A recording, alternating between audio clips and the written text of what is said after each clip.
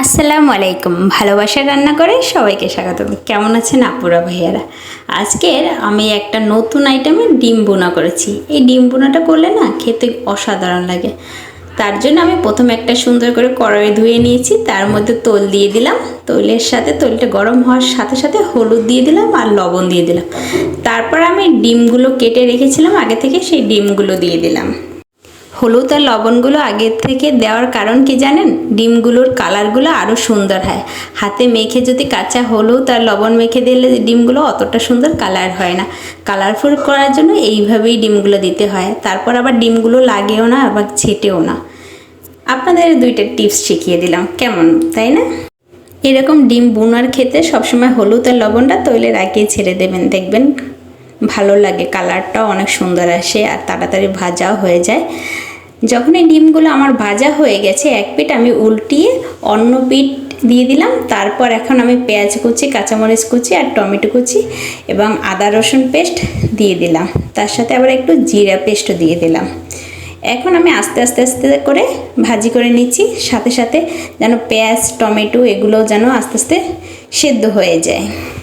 যখন মাছ মাংস খেতে ভালো লাগে না, এইভাবে যদি ডিম রান্না করেন না, ভুনা করেন, দেখবেন খেতে খুব মজা লাগে। বাসায় হুটহাট মেহমান আসলে এই স্টাইলে ডিম ভুনা করে দেবেন, দেখবেন খেতেও ভালো লাগে। যারা ডিম খেতে একদম পছন্দ করে না, তারাও এই ডিমটা অনেক পছন্দ করবে। আমার কাছে তো এইরকমের ডিম রান্নাটা, এটা আমার বাবার প্রিয় একটা রান্না। আমার যেহেতু বাবা নাই, তারপরেও এই রান্নাটা মাঝে মাঝে করি, খেতেও ভালো লাগে। বাবাকে মিচও করি। ডিমগুলো সুন্দর করে এরকম করে আস্তে আস্তে করে ভাজি করতে করতে পেঁয়াজ এবং কাঁচামরিচগুলো সুন্দর করে ভাজা ভাজা হয়ে গেলে, লালচা লালচা হয়ে গেলে, তখনই বোঝা যাবে যে না, আমার ডিমটা মোটামুটি ভাজা হয়ে গেছে। আবার টমেটোটাও যেন গলে যায়। এই পর্যায়ে যখনই হয়ে যাবে, এই যে দেখেন তেলটা বের হয়ে আসছে ডিম থেকে, তখনই বোঝা যাবে যে ডিমটা একবার পারফেক্ট কষানো হয়ে গেছে। তারপর আপনার পরিমাণ মতো পানি দিয়ে দিলেন। ডিম বোনায় যেহেতু ডিমটা আগেই ভাজা হয়ে গেছে, এতে বেশি পানি লাগে না। 1 কাপ পরিমাণ আমি পানি দিয়ে দিচ্ছি।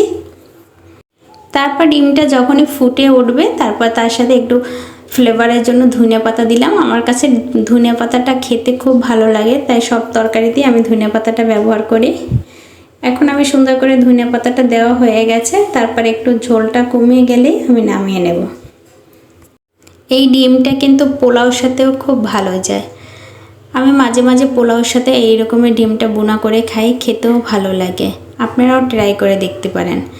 আপনারা কে কোথা থেকে আমার এই ভিডিওগুলো দেখতেছেন অবশ্যই কমেন্ট বক্সে জানাবেন।